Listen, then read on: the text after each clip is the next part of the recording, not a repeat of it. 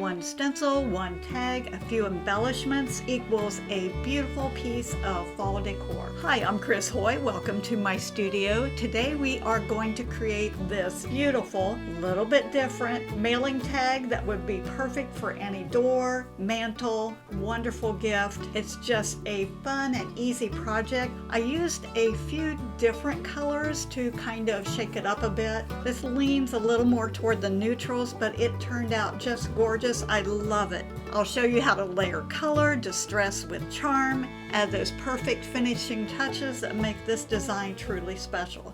So grab your brushes and let's get started. I am using a wooden tag, a smaller tag, and one stencil. This is milk jug chalk paint, and I'm using an 1.5 inch short wash to apply the paint.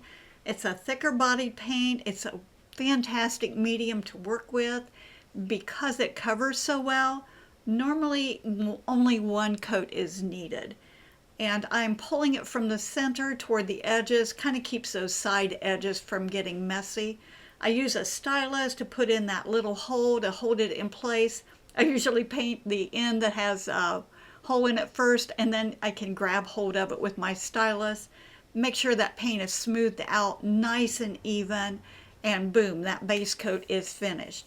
I am using a heavier grit sandpaper, and this has a foam, like a sponge backing on it.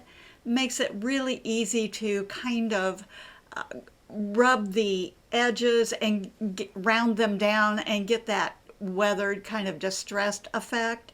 Heavier on the corners and the sides, a little bit in the center. It's just a matter of personal preference, how much distressing you want to add. This is Vintage Photo Archival ink. I've never used this before, so this was a new experience for me. I'm using a sponge applicator, and I found out that it looked a little bit better if I just kind of scooted around here and there, a little more random, instead of doing a smooth kind of rub all around the edges. So I jump here and there. I like that look. It just looks a little more natural than going around it nice and smooth. Now this is Mellow Mocha, and I'm using the flat of my palette knife, and I'm just sliding it through a very thin puddle of paint. Too much paint, it becomes too solid and heavy. I want that texture look, and you can see on the right hand side it was a little bit heavier, but look how it's coming off the palette knife now. That just means I have less paint on the flat or the bottom of the palette knife. Just love that texture. You can't achieve this texture any other way. It's just a super quick way to add amazing effect, give that age distress look without making it look too grungy. And this again is a matter of personal preference. I usually have a hard time slowing down. Now on the stencil, I did flip it over and turn it upside down. So remember, when you're using a stencil, you can shift it and turn it to fit your project any way you want. This is Sage. I loaded my stencil brush. I always wipe off the tips a little bit on a paper towel. That ensures that those edges, when I stencil, will become clean and crisp. Too much paint, you're going to have that raggedy kind of glumpy edge. Now this stencil is a little more delicate, and I like to swirl when I stencil, but because it's a little bit more delicate, if I swirl, I'm going to shift that stencil around, and so I'm just doing a quick little pounce. Reload often. Make sure I always wipe those tips off. With the chalk paint, because it's a heavier bodied paint, there's less chance of having those rough edges, but slow down, take your time, and that will ensure a beautiful result. Look at that. Isn't that fantastic? Okay, I flipped the stencil over to stencil the words, my favorite color is October. Make sure that stencil is dry before you flip it over, or you're going to smudge paint on it. So either clean it or just make sure it's really dry. And I'm using rich black, and this time I am kind of swirl stenciling. To me, I feel like I can get in all those little cracks and crevices a little bit easier. I don't have a heavy pressure, but I do reload often and always wipe those tips off on a paper towel. You can do 2 coats to get a better result. Now I like to fill in the bridges, and I'm using my 18-aught Epic script liner and that rich black. To me, that gives it more of a look of hand painted, and it makes it look not quite so, a little more professional. And it just takes a minute. I'm just going in, and there's only a few on this stencil that you have to fill in. And so it's just a matter of just adding a couple extra minutes, but I think it elevates it and creates a more professional result. This is that same 18-aught script liner. I've loaded it with thinned Mellow Mocha, and you can see how unprecise. I'm just letting it kind of zig and zag and kind of scroll out, adding those branches on there. They're not perfect. They're not one continuous line. I'm going to be adding berries. This is a very, what I call, loose painting. I add some and then I go back and add little branches. Now to add the berries, I wanted them to be just different. So I didn't want them solid and heavy, so I'm using a Q-tip. Believe it or not, it's just absolutely gorgeous. So I dipped my Q-tip in the paint, and you can't see, but I dot it on the palette because I don't want solid heavy paint.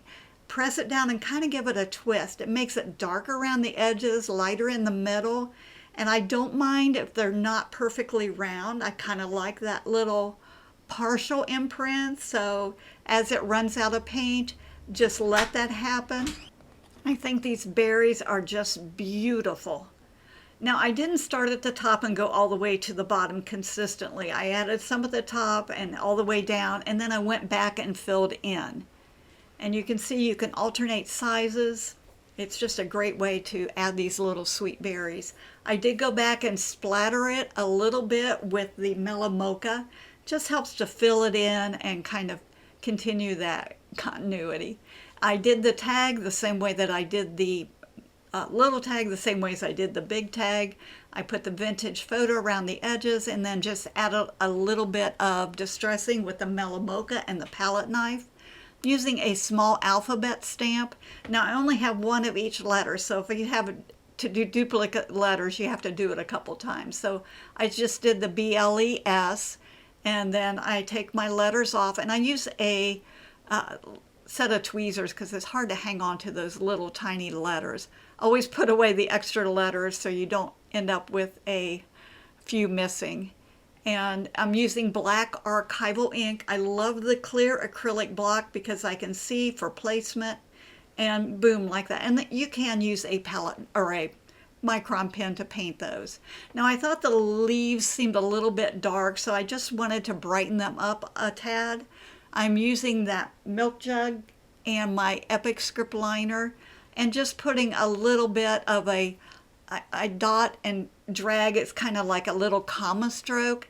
It's just a little touch down and pull, and look how much it brightens up those leaves. You can tell the difference between the top leaves and the bottom leaves. It's all these little touches that make a big difference, and they're not hard to do. Just takes a minute longer, but look how much that really makes it look so much better. Now I will admit I'm not great at creating bows. I'm using a bow dabra, and I wanted to pull the colors from the plaque that I use, so I'm using this. It's kind of a burlap, and I probably got it at Hobby Lobby, and it matches that Mellow Mocha in the background.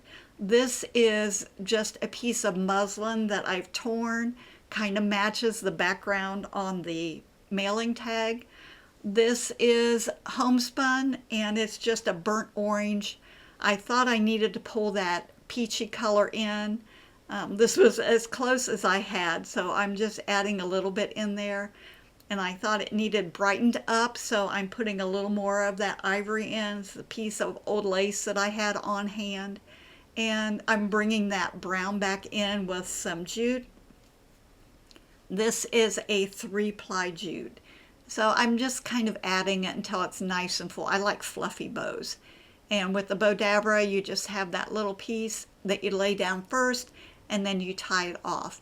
I did double up my jute twine to make a hanger, and I just pulled it through and added a knot. And I like to go in and open up those ends, makes it look like a little tassel. Hot gluing the bow in place kind of shifted it to the side a little bit, and I put a button in the center, fluff it up. I have a little bunch of berries that I clipped off. I put a bit of the brown paper wire on the tag and glued it in there.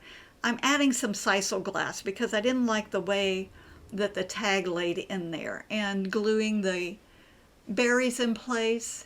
Make sure you go back and trim it up. This is some of that brown paper wire, and I've just twisted a little spiral. I think these add so much whimsy.